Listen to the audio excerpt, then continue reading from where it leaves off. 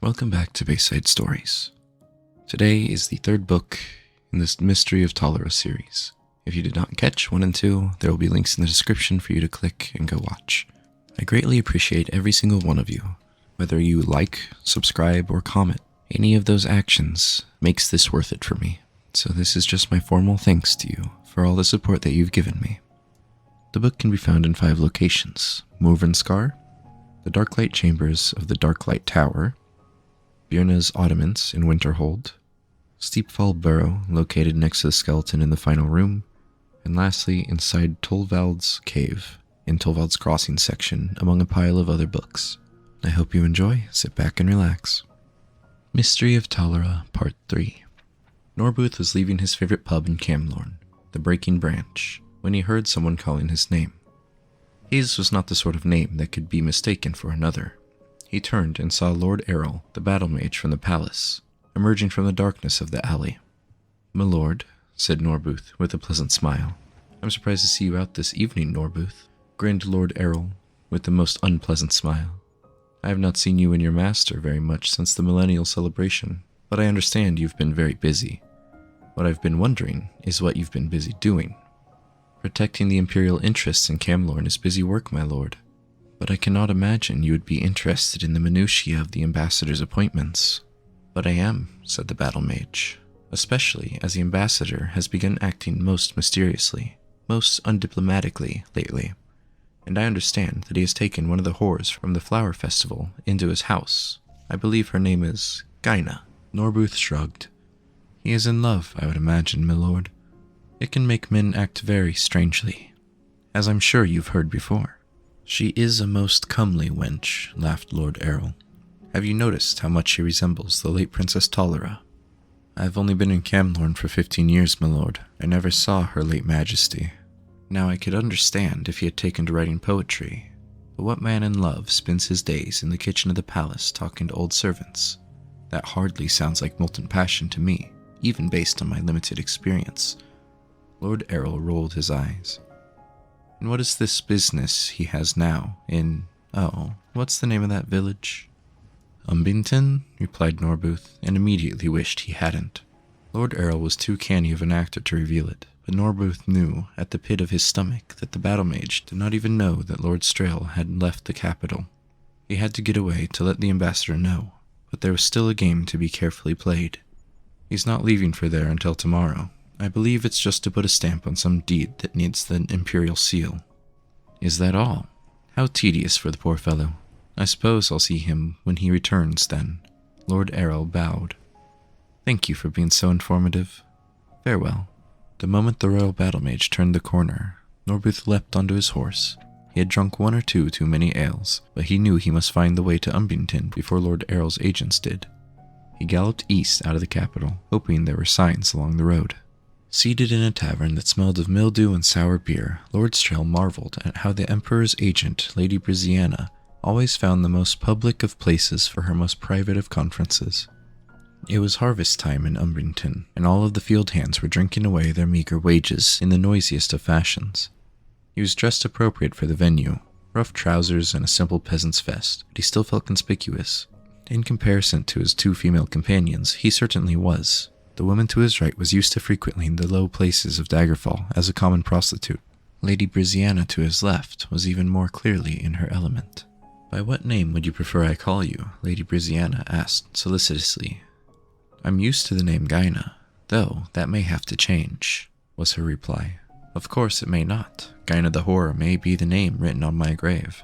I will see to it that there is no attempt on your life like the flower festival." Lord Strail frowned. "But without the Emperor's help, I won't be able to protect you forever. The only permanent solution is to capture those who would do you harm, and then raise you to your proper station." "Do you believe my story?" Gyna turned to Lady Briziana. "I have been the Emperor's chief agent in High Rock for many years now, and I have heard few stranger tales. If your friend the ambassador hadn't investigated and discovered what he has, I would have dismissed you outright as a madwoman." Briziana laughed, forcing a smile onto Gyna's face to match. "But now, yes, I do believe you. Perhaps that makes me the mad woman."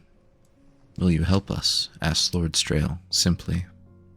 It is a tricky business interfering in the affairs of the provincial kingdom. Lady Briziana looked into the depths of her mug thoughtfully. Unless there's a threat to the Empire itself, we find it best not to meddle. What we have in your case is a very messy assassination that happened 20 years ago, and its aftermath. If His Imperial Majesty involved itself in every bloody hiccup in the succession in each of his 1,000 vassal kingdoms, he would never accomplish anything for the greater good of Tamriel. I understand, murmured Gaina. When I remembered everything, who I was and what happened to me, I resolved to do nothing about it.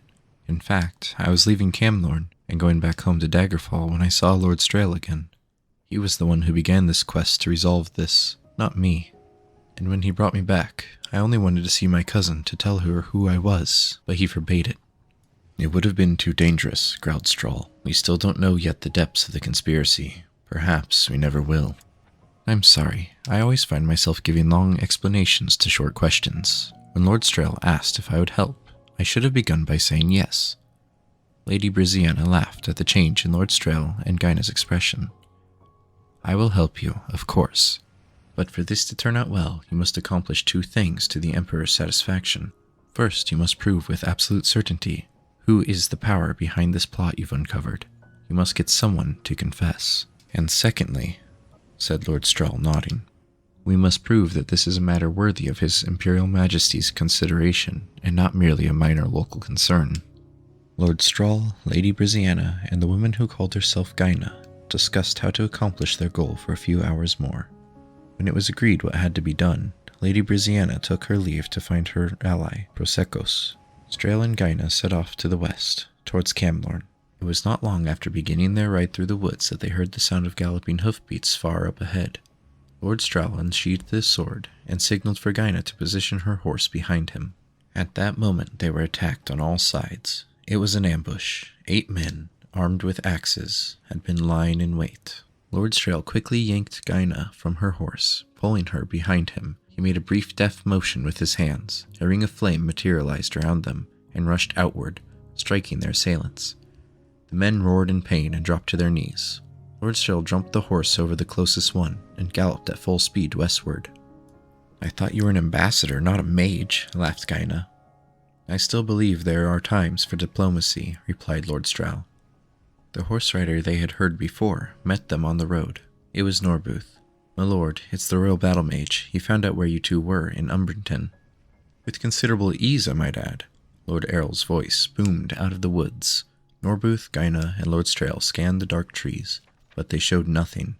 The battle mage's voice seemed to emit from everywhere and nowhere. I'm sorry, my lord, groaned Norbuth. I tried to warn you as soon as I could.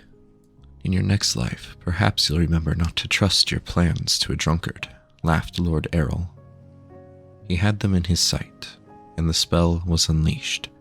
Norbuth saw him first, by the light of the ball of fire that leapt from his fingertips.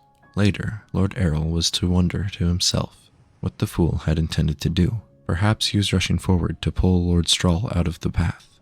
Perhaps he was trying to flee the path of destruction, and had simply moved left when he should have moved right. Perhaps, as unlikely as it seemed, he was willing to sacrifice himself to save his master. Whatever the reason, the result was the same. He got in the way. There was an explosion of energy that filled the night, and an echoing boom that shook birds from trees for a mile around. On the few square feet where Norbuth and his horse had stood was nothing but black glass. They had been reduced to less than vapor. Gaina and Lord Strail were thrown back. Their horse, when it recovered its senses, galloped away as fast as it could.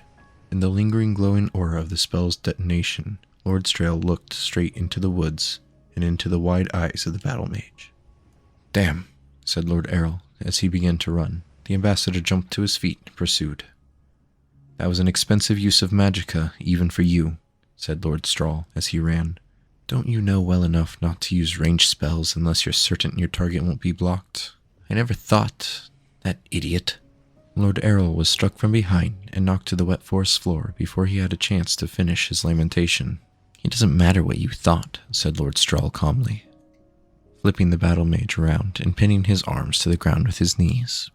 I'm not a battle mage, but I know enough not to use my entire reserve on your little ambush. Perhaps it's a matter of philosophy. As a government agent, I feel inclined towards conservatism. What are you going to do? Whimpered Lord Errol. Norbuth was a good man, one of the best. So I'm going to hurt you quite a lot. The ambassador made a slight movement and his hand began to glow brightly. That's a certainty. How much I'm going to do after that depends on what you tell me. I want to hear about the former Duke of Ulwan.